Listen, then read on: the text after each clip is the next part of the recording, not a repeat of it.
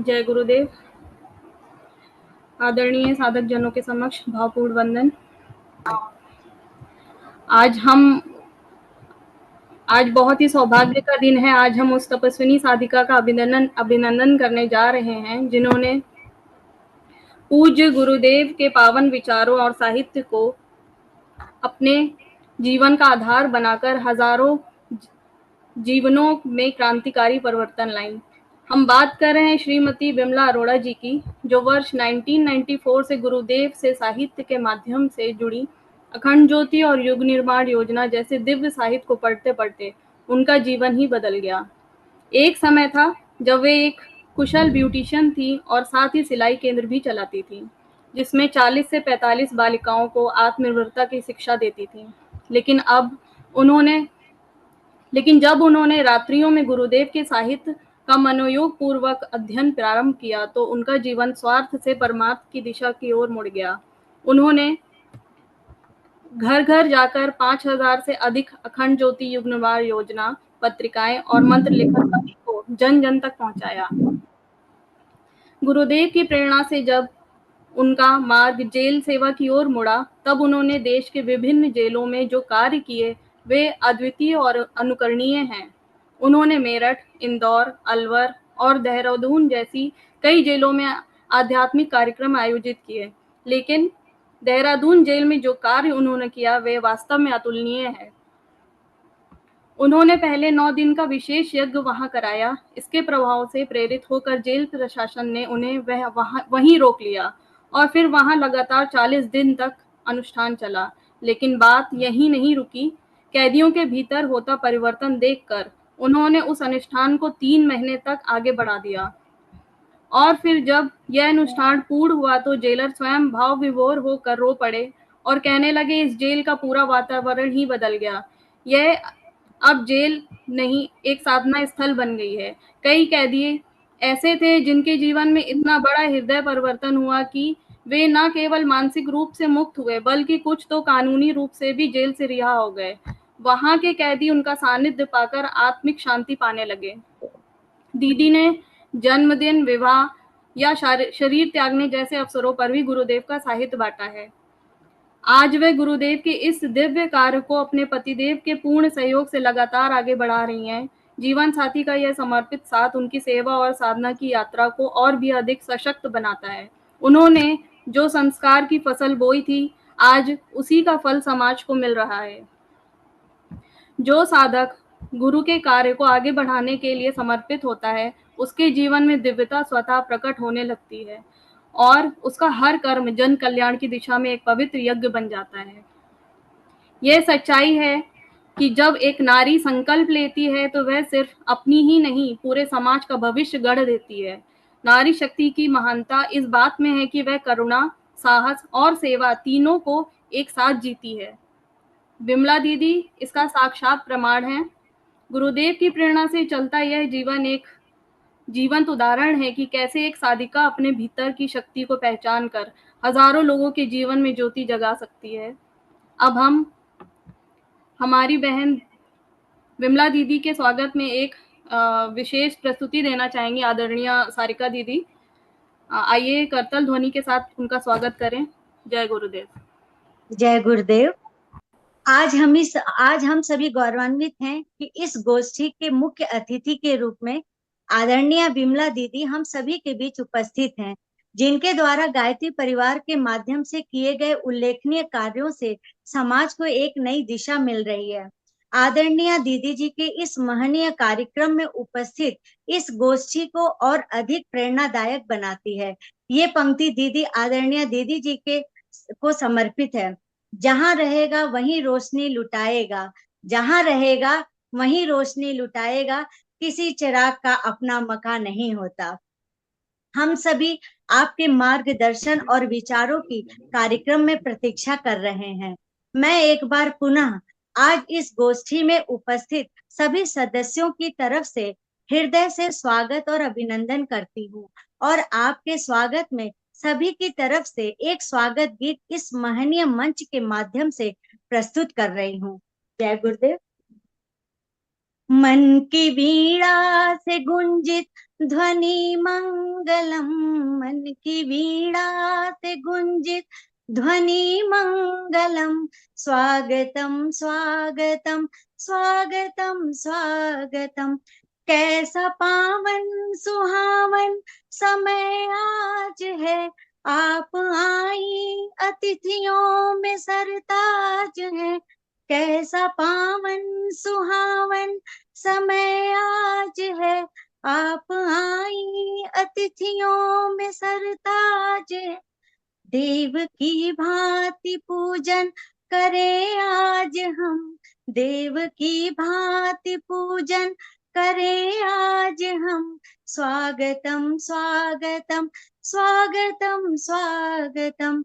मन की बगिया से हमने है कलियां चुनी, श्रद्धा के फूलों से हमने माला बुनी। मन की बगिया से हमने है कलियां चुनी, श्रद्धा के फूलों से हमने माला बुनी। करते हैं मिल के अर्पित सुमन आज हम, करते हैं मिल के अर्पित सुमन आज हम। स्वागतम स्वागतम स्वागतम स्वागतम। मन की वीणा से गुंजित ध्वनि मंगलम, मन की वीणा से गुंजित ध्वनि मंगलम। स्वागतम स्वागतम स्वागतम स्वागतम। जय गुरुदेव। आदरणीय विमला जी, आपका स्वागत है। धन्यवाद कारिका जी, धन्यवाद प्रीति जी। मेरी सभी बहनों को, प्यारी प्यारी बहनों को नमन वंदन। बहुत अच्छा गीत गाया आपने, इस लायक हम है नहीं, है ना। आपने बहुत बड़ा हमें वो एक सम्मान दिया है, ये गुरुदेव का सम्मान है, हमारा नहीं है। आइए सभी मिलकर एक साथ एक स्वर में गायत्री महामंत्र का उच्चारण करते हैं। ओम स्वाहा तत्सवितुर्वरेण्यं भर्गो देवस्य धीमहि धियो यो नः प्रचोदयात्। निर्मला माता जी के चरणों में कोटि कोटि नमन वंदन। आज का जो टॉपिक है कि गुरुदेव से मैं कब जुड़ी, वो आपको सब बता ही दिया प्रीति जी ने। गुरुदेव से जुड़ने के बाद मेरा जीवन कितना बदला सोच नहीं सकती थी। गुरुदेव ने मुझे कहां से कहां पहुंचाया, मैं नहीं सोच सकती थी कि ऐसा भी हो सकता है मेरे साथ। मैंने एक संकल्प लिया, जब मैंने गुरुदेव का साहित्य पढ़ा, उस साहित्य के अंदर गुरुदेव ने लिखा था कि तुम मेरा काम करो, मैं तुम्हारा काम करूंगा। उस समय मुझे ये जरूरत थी, क्योंकि परिवार था, तो मैंने सोचा कि मैं काम करूंगी तो मुझे भी कुछ गुरुदेव सहयोग करेंगे मेरा। तो मैं अपना कार्य चलाती थी, जैसे ब्यूटिशियन का और सिलाई सेंटर चलाती थी। तो सिलाई सेंटर में 2 शिफ्ट लगती थी मेरी, और 40-45 लड़कियां एक शिफ्ट में होती थी। उसके बाद उसमें गुरुदेव की अखंड ज्योति मेरे हाथ आई, उसको मैंने पढ़ा। तो मैंने कहा इतना अच्छा किसने लिखा है, इतना सुंदर। और मैं उस अखंड ज्योति को सिर्फ फर्स्ट वाला पेज पढ़ा था, उसी ने मेरा जीवन को बदल के रख दिया। फिर तो मुझे इतनी लगन हो गई कि मैं जो है अखंड ज्योति युग्मरान ये पढ़ूंगी मैं, और मेरे को इंतजार रहता था कि कब आएगी। फिर मैंने सोचा कि अभी 5 घर में जाके दे के आती हूँ। 5 घर में दे के आई, इसी करते करते इस तरह मैंने 500 अखंड ज्योति लोगों के घर में लगाई, और 450 ज्योति अखंड ज्योति लगाई, और 500 युग्मरान। मैंने सोचा कि जब मेरा जीवन बदल गया है तो और सबका भी जीवन बदल सकता है।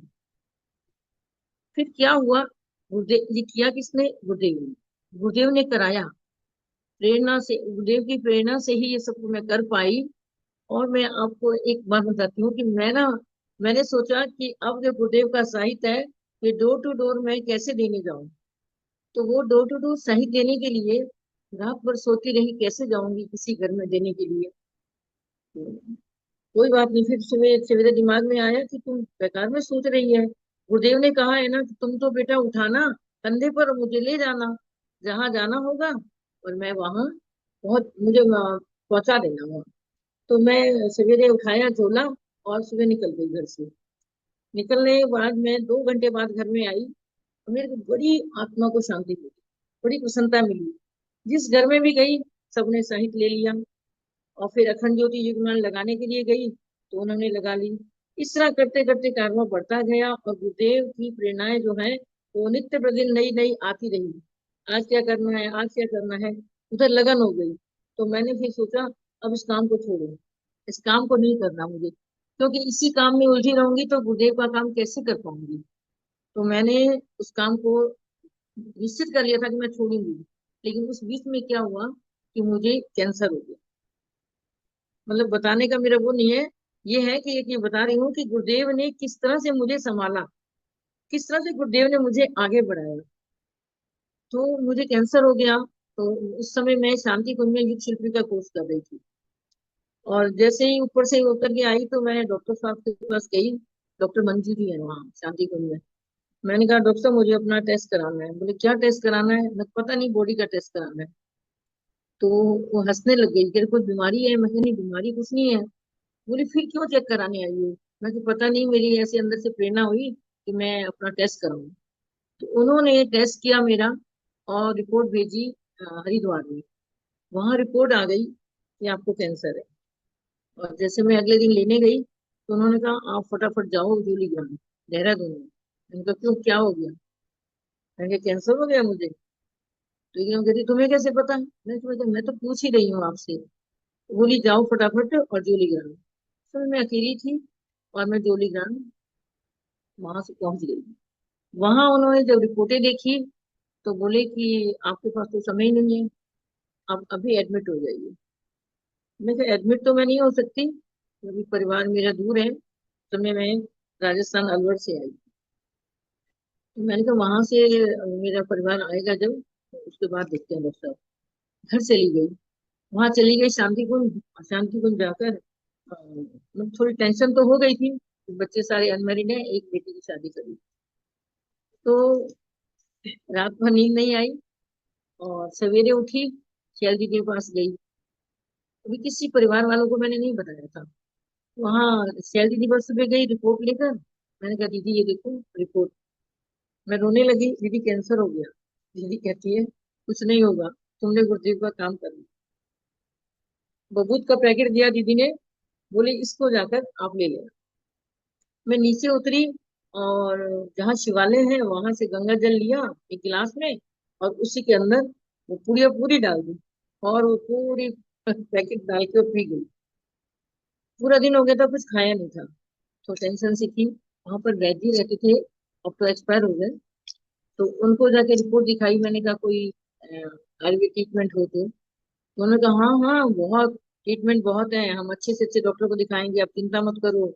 आप चलो अपने घर ले गए, और थोड़ा सा उन्होंने मुझे गाजर का हलवा खिलाया। उसके बाद फिर मैंने कुछ नहीं खाया। फिर अपने साधना कक्षा चली गई और साधना करने बैठ गई। पूरा दिन मेरा साधना में बीत गया।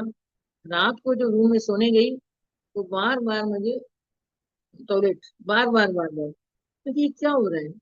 फिर मैंने कहा ऐसा तो नहीं कहीं आज मेरा अंतिम समय हो, और जो मल टूट गया है मेरा। तो मैंने कहा अब तो तुम्हें बताना ही पड़ेगा घर वालों को। उस समय रात के 8:30-9 बज गए थे। तो फिर मैंने फोन किया। आवाज में बहुत कंपन थी, और बोल नहीं पा रही थी। बड़ी मुश्किल से मैंने अपनी बेटी को, रुड़की रहती है, उसको फोन किया। तो मैंने कहा मेरी तबीयत ठीक नहीं है, और मुझे आकर ले जाओ। उनको ये भी नहीं पता था कि मैं शांति क्यों आई हुई हूँ, क्योंकि एक हस्बैंड को पता होता था मैं कहाँ जा रही हूँ कहाँ नहीं जा रही हूँ। तो बच्चों को नहीं पता था, बेटी दामाद को नहीं पता था कि मैं कहाँ। तो वो दामाद उसी टाइम फटाफट रुड़की से वहां पहुंचे। और मैं ऊपर से उतर के पतंजलि 21 नंबर में ठहरी हुई थी, वहां से उतर के और मैं नीचे बाहर गेट तक आ गई। पहले जो 2 नंबर गेट था, आज अब 3 नंबर हो गया। वहां आ गई, वहां उनकी गाड़ी आई, मैं बैठी। फिर उनको मैंने बताया। मैंने कहा आज तो पता नहीं है। मैं कहा आज मेरा अंतिम समय है बेटा, और मैं मुश्किल बचूंगी इस तरह से। बोला नहीं नहीं नहीं, ऐसा कुछ नहीं होगा मम्मी जी आपको। घर ले गए। रात को 2-2:30 बजे एक बहुत बड़ा फिक्स आया, और सब डर गए और भाग भाग के आए। फिर हॉस्पिटल लेकर गए। उन्होंने कहा कि आप इनको हॉस्पिटल वहां ले जाइए, बॉम्बे। बॉम्बे ले जाइए, दिल्ली ले जाए। तो मैंने कहा नहीं, मुझे तुम दिल्ली ले चलना।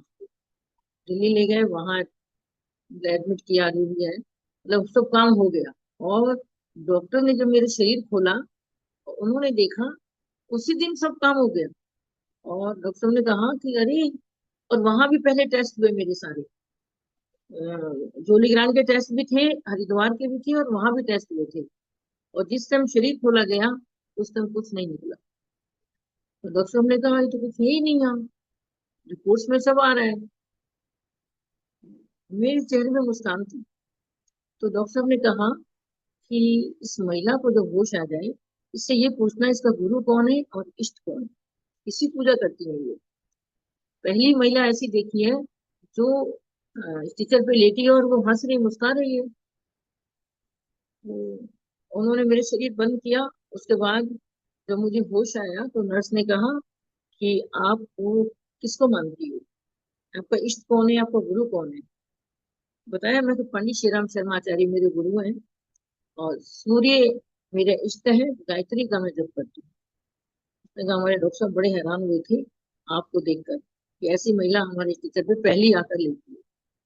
मैंने कहा ये हमारे गुरुदेव खड़े थे सामने, माता जी खड़ी थी, और वो तो मुझे कोई दिखाई नहीं दे रहा था वहां। ऐसे उनको मैंने बोला। फिर मैंने मतलब मुस्कुराती रही। मेरी बेटी रो रही थी, सब रो रहे थे, वही पता नहीं क्या होगा कैसे, मतलब कुछ नहीं होगा, जो होना है उसको होने दो, मेरे गुरु हैं मेरे साथ, मुझे मरने का तो कोई डर था ही नहीं। इस तरह से ये मेरा कैंसर खत्म हो गया। कैंसर की तरफ ध्यान ही नहीं गया फिर। उसमें मुझे दिन रात ये रहता था कि मैं गुरुदेव का काम कैसे करूं, कहाँ जाऊं, कैसे करूं। और डोर टू डोर जाना शुरू कर दिया। डोर टू डोर जाने से उन लोगों के बीच में अच्छा मेरा प्रेम प्यार हो गया। फिर मैंने साधनाएं शुरू कर दी, वहां उनके घरों में जा 7-7 दिन की साधनाएं शुरू कर दी।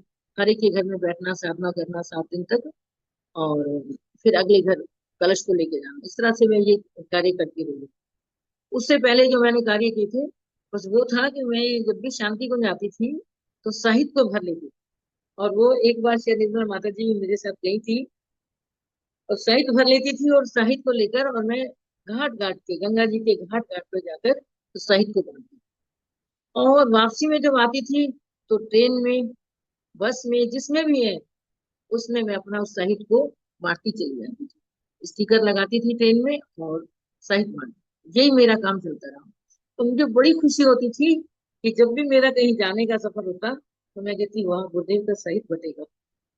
ट्रेन में ऐसे ऐसे लोग मिलते थे मुझे। मैं सही पहले तो मना कर देते थे, नहीं नहीं, पास वाला ले लेता था। तो पास वाला जब पढ़ लेता था, तो उसको देता था, तो फिर पीछे पीछे मेरे भागते आते थे। तो बहन जी आपको, हमको सही चाहिए, हम दे देती थी, ठीक है। एक व्यक्ति ने मुझे कहा कि बहन जी ये लिखने वाला कौन है, किसने लिखा है, कहाँ रहते हैं। मैं कि जी पंडित श्री राम शर्माचार्य जी हैं, शांति कुंज है हमारा, वहां हमारा स्थान है, और वही हमारे गुरु जी थे, अब नहीं है, चलिए छोड़ दिया, लेकिन कार्य वहां चलते रहते हैं। तो बोला कि मैं जाना चाहता हूँ। तो इस तरह से वो वहां से आए, और यहाँ शांति कुंज के ही होके रह गए। आज भी शांति कुंज में वो है। कई लोग, एक नहीं कई लोग ट्रेन में, बस में अखंड ज्योति लगाते थे, जुगनमान लगाते थे, पत्रिका लगाते थे। और क्योंकि मैं ट्रेन में भी लगाती थी, और वो लगाते थे, और फिर मैं बाई पोस्ट उनके पत्रिका उनके घर पहुंचती थी। तो इस तरह से कम 6-7 लोग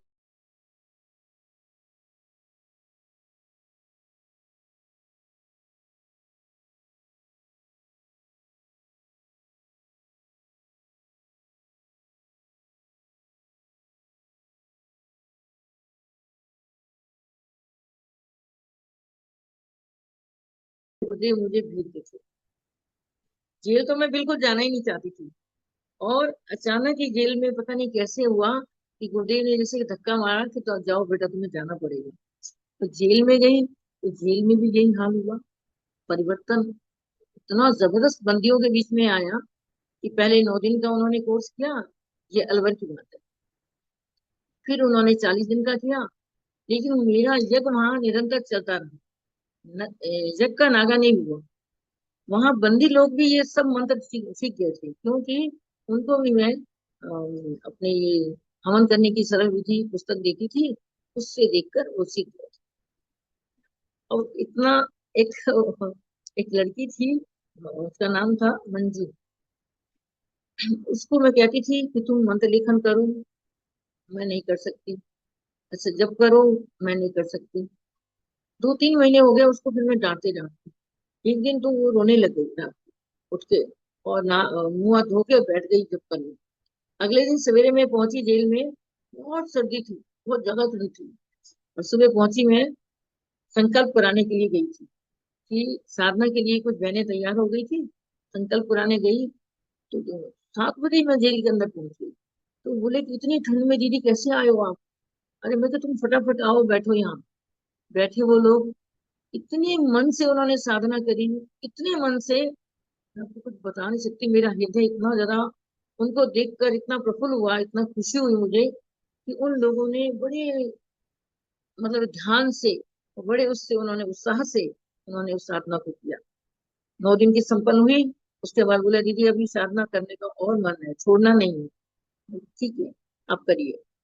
एक लड़की और थी, समीक्षा। उसने साधना, वो पहले भगवान को नहीं मानती थी। तो उसने कहा कि क्या होता है भगवान नहीं मानती, कोई बात नहीं। फिर वो लड़की भी इसमें आ गई, तो और वो भी साधना के लिए तैयार हो गई, और उन्होंने भी मंत्र लेखन वगैरह किया, सब कुछ किया। वहां से काफी लोग जेल से रिहा हुए। ऐसे ही पुरुषों के बीच में कराया, तो पुरुषों में भी क्या हुआ कि बहुत परिवर्तन आया। एक लड़का था, वो खड़ा होकर मुझे क्या बोला कि आज मैं बहुत कुछ छोड़ने वाला हूँ। तो मैंने कहा साधना करनी है ना? बोला हाँ, मैं साधना के लिए ही आया हूँ, मेरा दोस्त मुझे खींच के लाया है, और मुझे बहुत कुछ छोड़ना है, और आज ही मैं आपको सब कुछ बताना चाहता हूँ। मैं कहा बता दीजिए। उन्होंने बताया, मैंने इतने सारे बलात्कार किए, छोटी छोटी बच्चों के किए, काफी कुछ उन्होंने बताया कि मैं चोरियां करता था, ये करता था। मैंने कहा कोई बात नहीं, सब परिवर्तन हो जाएगा तुम्हारा। और इतना ज्यादा उसका हृदय प्रवृत्ति हुआ, इतना ज्यादा हुआ कि वो लड़का रोने लगा। 9 दिन की साधना हो गई, उसके बाद रोने लगा। एक एक गोमुखी माला में देती थी सबको कि इससे जप करें। तो उन्होंने, उस लड़के ने क्या कहा कि दीदी जिस दिन से मैं माला का जप करने लगा हूं ना, मेरा हृदय जो है परिवर्तन होता चला गया। और एक जैसे कोई जीवन में भूचाल आ जाता है ना, तो मेरे जीवन में वो भूचाल आ गया। मैंने कहा ये गुरुदेव ने किया। आपने पुरुषार्थ किया है, आपने साधना की है बैठकर, लेकिन ये कार्य किसने किया है? गुरुदेव ने किया है। मुझे तो गुरुदेव ने माध्यम बनाया, अंदर भेजा, बाकी कार्य गुरुदेव कर नहीं करते। हमें कुछ आता भी नहीं है। आज भी जब मैं बोल रही हूँ, टूटे फूटे शब्दों में मैं आपके आगे परोस रही हूँ, मुझे भी बोलना नहीं आता। तो उस लड़के का जीवन बदला। बहुत सारे बंदी लोग थे, नाम तो मैं अब ज्यादा नहीं ले सकती। महेंद्र था, ऐसे ही गौरव था, है ना, और गांधी लड़का था, काफी लड़के थे। तो एक बार मैं वहां जा रही थी, आमद खेड़ा, वो ट्रेन में वो लड़का मेरे पैरों में आके गिरा। तो मैंने कहा अरे भैया क्या हो गया, क्या हो गया, गिर गए आप? बोला नहीं नहीं, आप मुझे जानते नहीं दीदी। मैंने कहा आप? मैंने कहा मैं, वो बोला मैं भोला। मैंने कहा जेल में थे तुम? वही, हाँ हाँ हाँ हाँ। बोला कि आज मैं यहाँ से जेल से रिहा हो गया। और ग्वालियर का रहने वाला था वो लड़का, जेल से रिहा हुआ, रोने लगा। उस समय जगत पाल जी मेरे साथ थे, बाबूजी या जगत पाल जी वो मेरे साथ थे। तो मैंने फिर बताया, मैं बाबूजी इसका जीवन ऐसे ऐसे बदला है। बाबूजी ने भी उनको आशीर्वाद दिया। वो लड़का बहुत रोया, कह रहा अगर आप लोग नहीं आते वहां, तो मैं जो है जेल से नहीं निकल सकता था, क्योंकि मैंने अपना जीवन जेल में ही बदला है। और उसी दिन शपथ खाई थी। मैंने सिर्फ एक ही शब्द बोला था, मैंने कहा रावण ने सीता को चुराया था, उसने 1 महीने का समय दिया था, लेकिन आज का रावण क्या करता है? सीता को चुराता है और उसका बलात्कार करता है, गला घोट के मारता है। उस रावण को हर साल जलाया जाता है। आज ये बताइए कि इस रावण का क्या करना चाहिए? इस रावण को जिंदा छोड़ना चाहिए या मारना चाहिए? तो एक लड़का खड़ा होकर बोला बोला महेंद्र था, वो खड़ा होकर बोला कि नहीं दीदी, बिल्कुल मार देना चाहिए। मैंने कहा ठीक है, मर गए, आज तुम मर चुके हो। क्यों? कि आज तुमने अपना जीवन बदल लिया है। आज मेरे को आपने दक्षिणा के रूप में एक एक बुराई दी है, तो आज से तुम्हारा जीवन बदल चुका है। अब वो रावण खत्म हो गया है, अब तो राम बनने जा रहे हो। ये शब्द मेरे उनको थे। और वो लड़के रोने लगे, कहने लगे कि अगर आप नहीं आते, मतलब अगर ये नहीं कहो आप नहीं आते, ये कहो कि गुरुदेव यहाँ नहीं आते थे, गायत्री महामंत्र यहाँ नहीं पहुंचता थे, और हमारा यज्ञ यहाँ नहीं पहुंचता। यज्ञ के माध्यम से, अच्छे साहित्य के माध्यम से आप लोगों का जीवन परिवर्तित हुआ। मेरे आने से कुछ नहीं हुआ। चलो वो बात समाप्त हुई। फिर वहां से मेरा स्थान बदला, मैं आ गई देहरादून। देहरादून की जेल में क्या था, बेटी के यहाँ फंक्शन था, उनका बेटा हुआ था, और वो जो प्रोग्राम होता है उनका पार्टी वार्टी का, वो था। और रात को ही दिमाग में आया था कि मुझे कल सुबह जेल में जाना है। परिवार वाले सब कहते रहे कि नहीं आपको वहां चलना है फरीदाबाद, कि वहां उनकी फंक्शन है, पार्टी है। मैं पार्टी में नहीं जा रही, मुझे कुछ खाना नहीं पीना नहीं, और मैं पार्टी में नहीं जा रही, मैं कार्य करने जा रही हूँ गुरुदेव का। कि गुरुदेव ने वहां प्रेरणा दी है, रात भर सोने नहीं दिया। मेरे उथल पथल हो रही थी कि क्या करूं, तो सुबह जेल पहुंच गई। वहां गई तो दीपा थी, और एक आशा, वो बहुत रो रही थी। तो मैंने पूछा क्या हो गया इनको। बोला कि ये रो रही हैं, तो कह रही हैं कि कोई हमें, आज गुरु पूर्णिमा का दिन है, और कोई हमें मार्गदर्शन देने वाला होता तो कम से कम आज हमारा जीवन बदल जाता।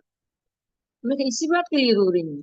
ओ, मैंने कहा अच्छा, मेरे गुरु ने, मैं कहा इसीलिए यहाँ भेजा है मुझे, कि वहां मेरी बच्चियां रो रही हैं और तुम्हें जाना पड़ेगा। तो उस दिन मेरा मन बड़ा खुश हुआ उनको देखकर। दीपा तो ऐसे हो गई, कहती है कि मैं शांति कुंज को याद कर रही थी। इस शांति कुंज वाले यहाँ क्यों नहीं आते जेल में? बहुत जगह जाते हैं, सुना है यहाँ जाते हैं वहां जाते हैं, लेकिन जेल में क्यों नहीं आते हैं? मैंने कहा इसीलिए गुरुदेव ने तो आज जेल में तुम्हारे लिए भेजा है। तो उस दिन बहनों ने वहां उनको संकल्प कराया। मैं कहा कल से यज्ञ शुरू हो जाएगा, आप संकल्प करिए। संकल्प किया, लगातार यज्ञ चलता रहा। उसमें पारुल नाम की लड़की थी, उससे एमबीए किया हुआ था, और सेला कोई किसी कंपनी में जॉब कर रही थी। जिस कंपनी में जॉब करती थी वहां पर ड्रग सप्लाई होता था, तो उस लड़की को मालिक ने होलसेल बना दिया था। अब एक दिन छापा पड़ा तो लड़की जो है पकड़ी गई। उसको जेल, 2.5 साल से लड़की जेल में थी, उसकी कोई जमानत नहीं हो रही थी। अब जब मैं पहुंची तो वो रोने लग गई, कह रही है कि माँ और बहन अकेली है घर में, मैं ही कमाने वाली हूँ, और मैं यहाँ जेल में पड़ी हूँ, और मेरा जितना पैसा मैंने कमाया था सारा मेरा वकीलों ने खा लिया, लेकिन मेरी बिल नहीं। मैंने कहा कि अब तो जो है तुम्हारे जज, तुम्हारे वकील तुम्हारे पास आ चुके हैं, अब तुम यहाँ से जल्दी रिहा हो जाओगी। तो खुशी हो गई। मैं कहा साधना करने के लिए बैठो। सबने संकल्प लिया बहनों ने, और उन्होंने साधना अगले दिन से शुरू की। यज्ञ की, डेली यज्ञ होता था वहां। और मैं जब जाती थी तो पारुल नाम की लड़की जो थी, वो यज्ञ की सारी तैयारी करती, यहाँ तक कि माइक भी मेरे हाथ में जाकर देती थी चालू करके, दीदी सब करो, सब कुछ तैयार है। और फिर वो बर्तन वगैरह भी सारे वो खुद ही समेटती थी, सफाई वो खुद करती। 9 दिन हो गए, उसकी बेल नहीं हुई। कोर्ट में गई, उसकी बेल नहीं हुई, वो आके दहाड़े मार मार के रोने लगी। मेरे को बोली दीदी देखो मेरी बेल नहीं हुई, मैंने साधना भी की। मैं इसलिए साधना की थी क्या, कि जेल से मुझे बाहर निकलना है? पागल है, जेल के अंदर ही तेरा जीवन बदलना है। अभी अभी बाहर नहीं जाना, अभी तो यहाँ जीवन को बदल के फिर बाहर निकलना। फिर वो रोने लगी, बोले अब क्या करूं? मैं कहा अब तुम 40 दिन की साधना करो। फिर 40 दिन की साधना शुरू हो गई। फिर उन्होंने 40 माला का जप। उनका हृदय इतना परिवर्तित हुआ वहां, कि वो बड़ी थोड़ी प्राउडी लड़की थी, तो पढ़ी लिखी ज्यादा थी, बहुत प्राउड करती थी, किसी से बात नहीं करती थी ढंग से, और कोई भी बात करता था उसको डांटती फटकारती थी। वो लड़की इतना ज्यादा बदली, इतना बदली कि वो बुजुर्ग माताएं की सेवा करने लगी, उनके वस्त्रों को सुखाने लगी और उनको भोजन परोसने लगी। छोटे छोटे बच्चे थे अंदर, उनको पढ़ाने लग गई। उनका हृदय बदलता चला गया। और जिस दिन पूर्ण रूप से वो बदल गई, बिल्कुल बदल गई, और उसने दिमाग लगाना छोड़ दिया कि मैं बाहर कब निकलूंगी और कब जाऊंगी। बस मैंने उससे ये कहा कि तुम यहाँ से जब जाओगी तुम्हारी बेल कभी नहीं होगी, तुम यहाँ से रिहा होकर निकलोगी। तो बोली दीदी मैं रिहा ऐसे नहीं हो सकती, बेल होती है तब होते हैं। मैं कहा अब ये तो पता नहीं मुझे क्या होगा क्या नहीं, लेकिन मैं ये बता रही हूँ कि तुम्हारी बेल नहीं होगी कभी। एक हफ्ते बाद 40 दिन पूरे हो चुके थे, उसके एक दो दिन बचे थे, तो सुप्रीडेंट का फोन आया मेरे पास। और 5-7 दिन पहले ही मुझे सुप्रीडेंट ने कहा था कि मैडम ये लड़की जेल से बाहर नहीं जा सकती। मैंने कहा ये तो मुझे नहीं पता, लेकिन इससे लड़की का जीवन बदल गया। तो बहुत साधना की है, मंत्र लेखन बहुत करती थी, जप बहुत करती थी, 40 माला का जप करती थी और स्वाध्याय करती थी। जीवन कब बदलता है तो अध्याय से बदलता है।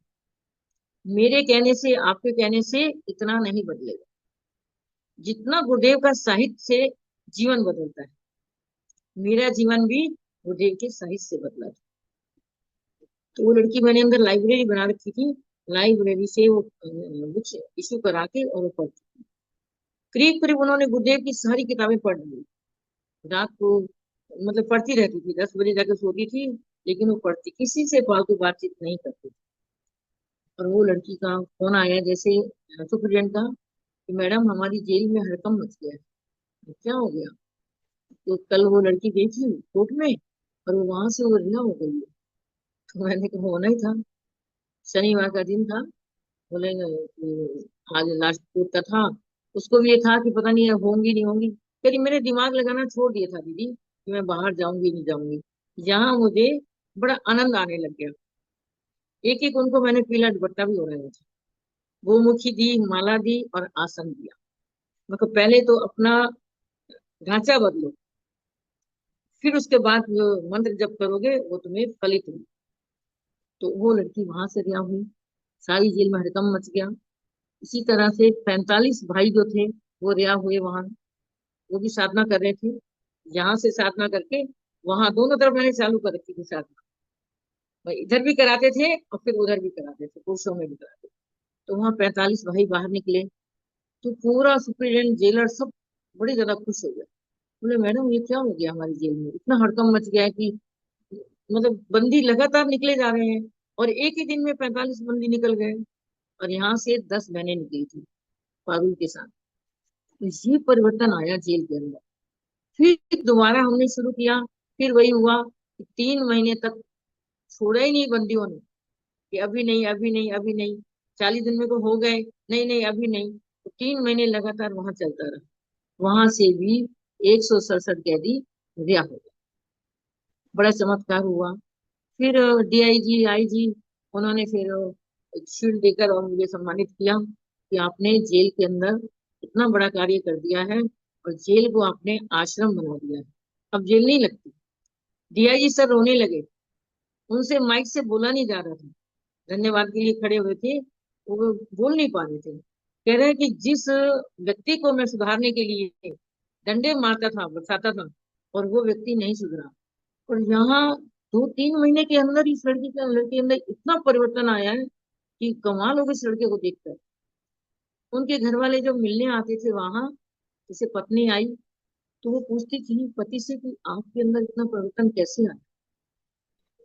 फिर वो बताते थे, वो ऐसे मेरा नाम बीमा दीदी आती है ऐसे। तो मेरे को उनकी पत्नी का फोन आया, कह रहा मेरा पति इतना क्रोधी था, इतना क्रोधी, और घर में कभी पूजा पाठ नहीं करना। मैं पूजा पाठ करती थी और मेरा सामान उठा के फेंक देते थे।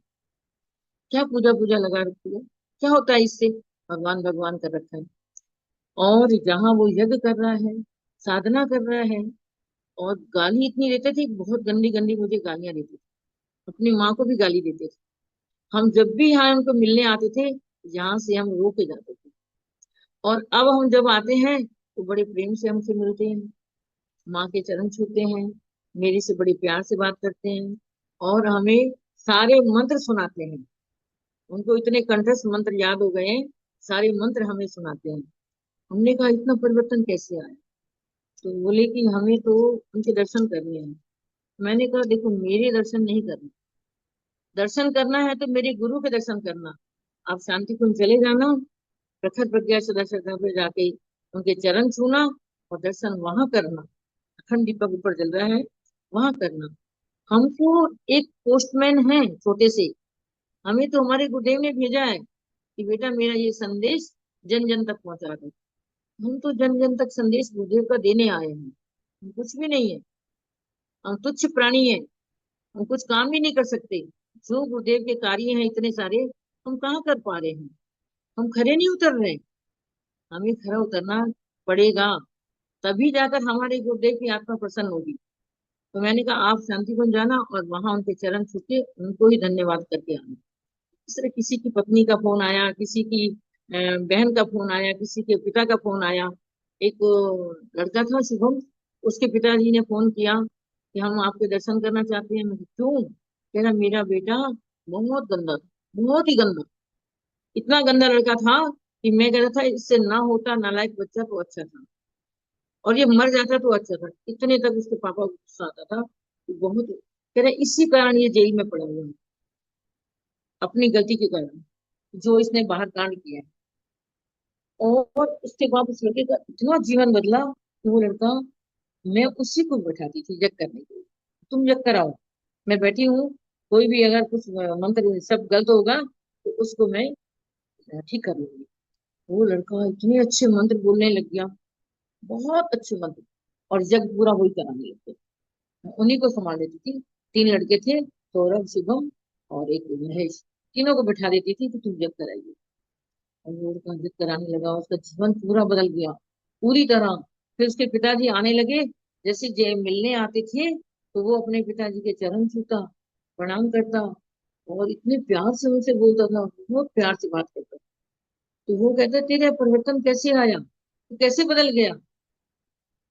तो बोला, फिर उन्होंने मेरे नंबर दे दिया, फिर उनका फोन आया। तो मैंने कहा आप वैसे वैसे काम करना, आप शांति क्यों चले जाना, वहाँ दर्शन करके आना, गुरुदेव का धन्यवाद करके आना, उन्होंने आपके बच्चे का जीवन बदल दिया। अब आपका बच्चा जो है वो बच्चा नहीं रहा। तो फिर वो लड़का बाहर भी जल्दी निकल गया। काफी लोग निकले, 167 के अभी बाहर निकले थे।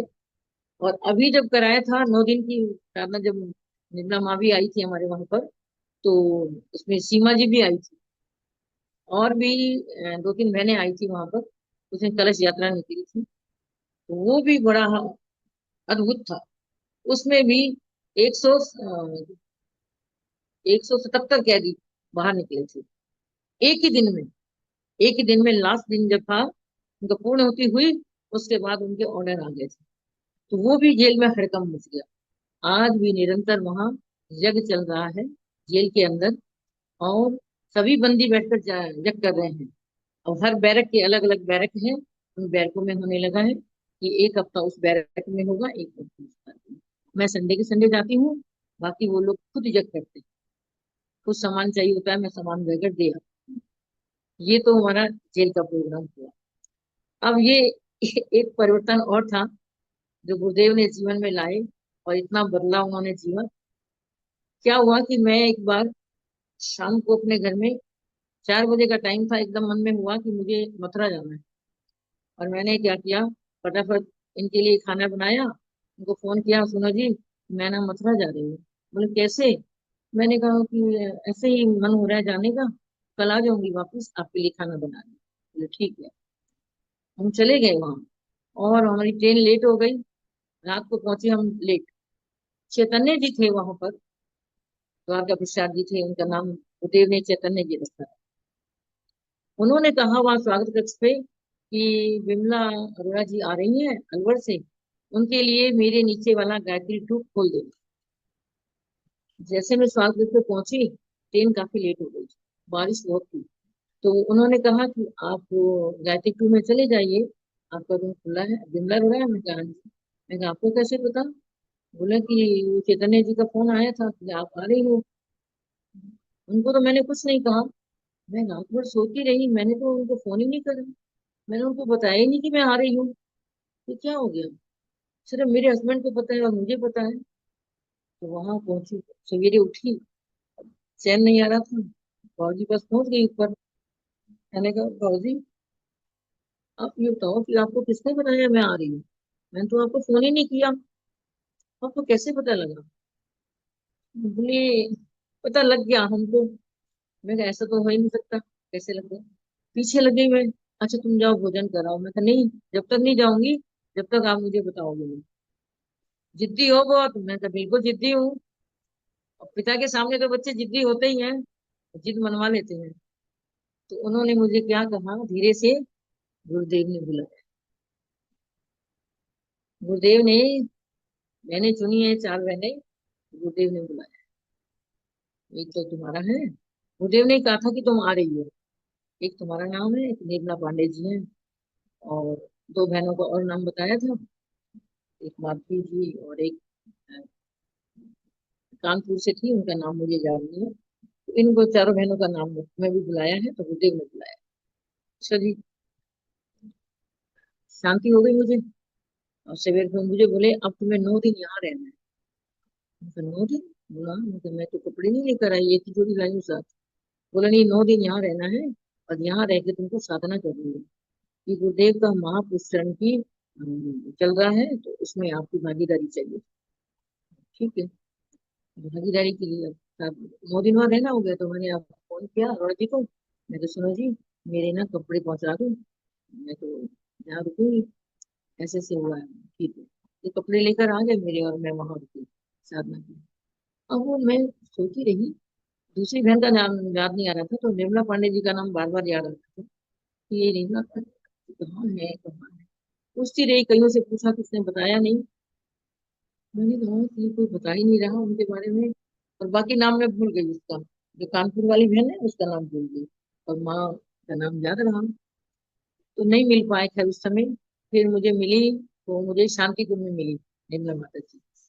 मैंने कहा इतनी इतनी ज्यादा उसमें है, तो गुरुदेव ने उनको चुना है, तो कोई कुछ तो खास होगी, कुछ तो उनके अंदर खासियत होगी। और जब उनके दर्शन किए, जब उनके बारे में पता लगा मुझे, तो मैं गदगद हो गई।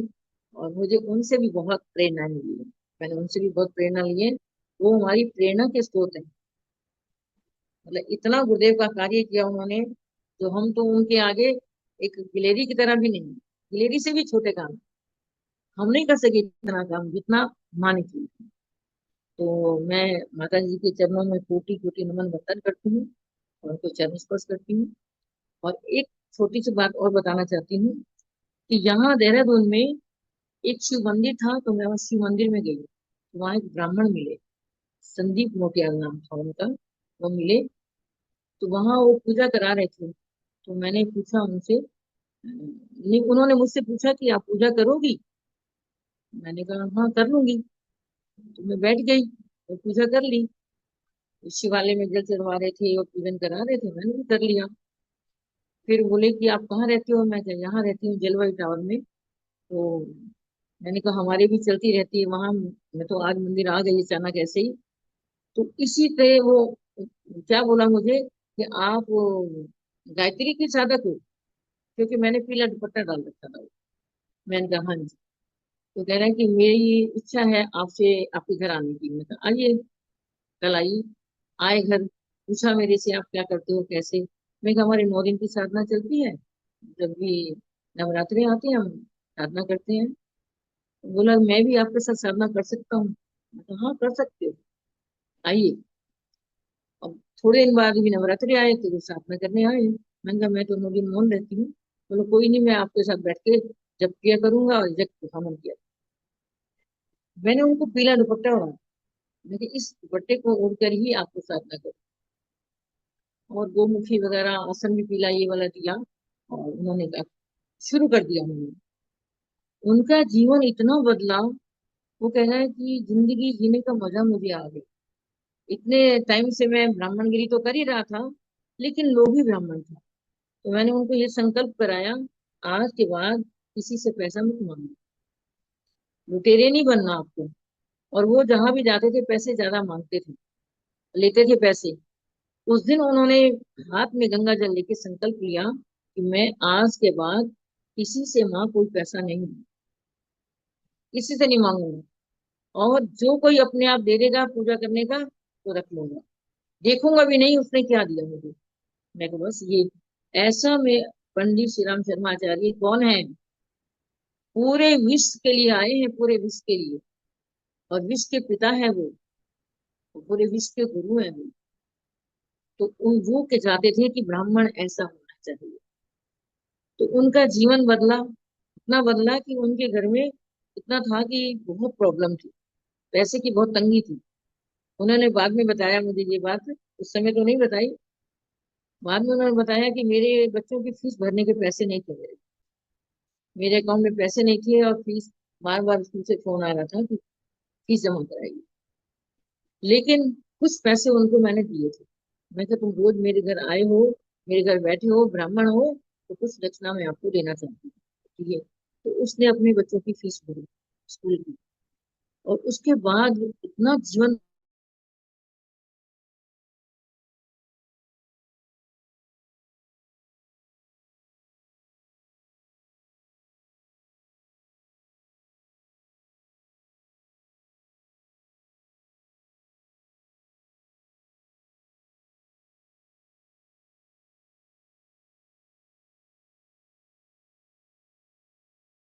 और यही कहते हैं कि बार बार मैं आपका धन्यवाद करता हूँ कि आपने मेरे को ऐसे गुरु से मिलाया और गायत्री महामंत्र से जोड़ा।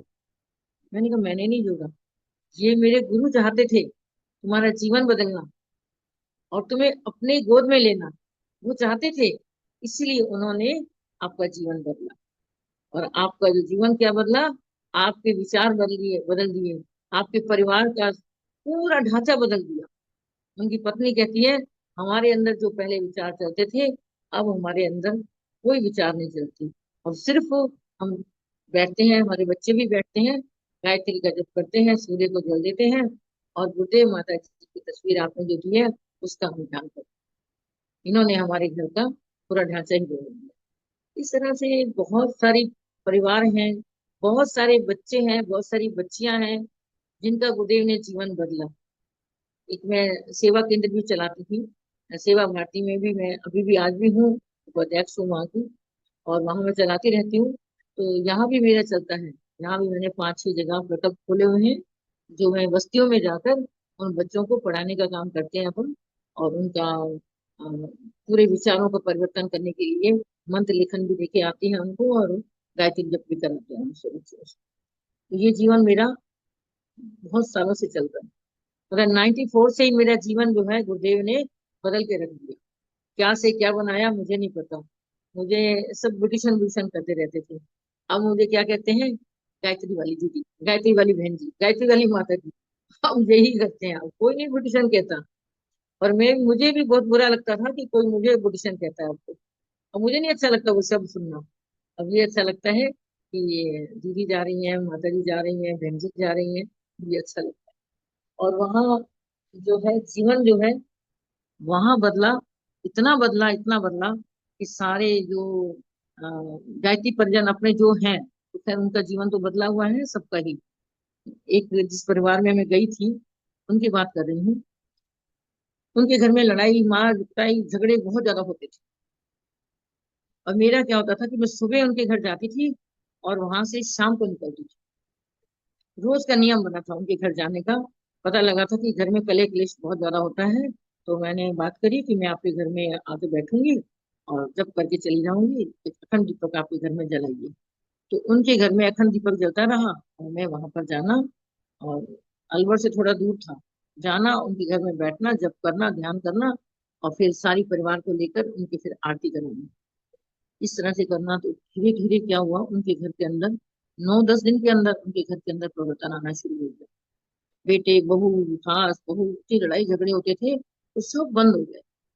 इतना इतना अच्छा हो गया परिवार कि वो आज जो है पूरा परिवार समर्पित है गायत्री परिवार के प्रति, और गुरुदेव के प्रति इतना समर्पण है उनके अंदर।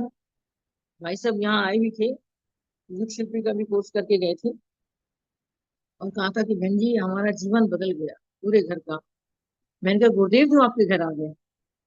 जहाँ गुरुदेव पहुंच जाते हैं उस घर का कल्याण होता है। लेकिन कब होता है? जब श्रद्धा, विश्वास और आत्म समर्पण जब तक नहीं होगा तब तक परिवर्तन नहीं आ सकता। आपकी श्रद्धा अटूट होनी चाहिए, विश्वास आपका अटूट होना चाहिए, भाव आपके बड़े सुंदर होने चाहिए, तभी जाकर युग परिवर्तन होगा। और हमारा परिवर्तन भी तभी होगा जब हम गुरुदेव के प्रति समर्पित हो जाएंगे। तो मेरा सभी बहनों को बहुत बहुत प्रणाम।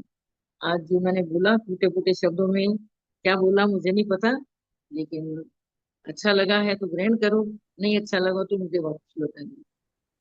जय गुरुदेव, जय गुरुदेव। ओम शांति शांति शांति। धन्यवाद दीदी। विमला दीदी के वचनों से हम सभी गहराई से प्रेरित हुए हैं। उनकी साधना, सेवा और समर्पण से यह स्पष्ट होता है कि जब कोई साधक गुरुदेव के कार्य में लग जाता है तो उसका जीवन स्वयं एक प्रेरणा बन जाता है। आइए हम भी यह संकल्प लें कि गुरुदेव की ज्योति को अपने जीवन और समाज में जलाते रहेंगे। गुरुदेव की प्रेरणा हमें मार्ग दिखाती रहे और हम भी युग निर्माण की इस यात्रा में सहभागी बने। यही प्रार्थना है सभी से। एक बार फिर दीदी को कोटि कोटि नमन। जय गुरुदेव। आइए हम सभी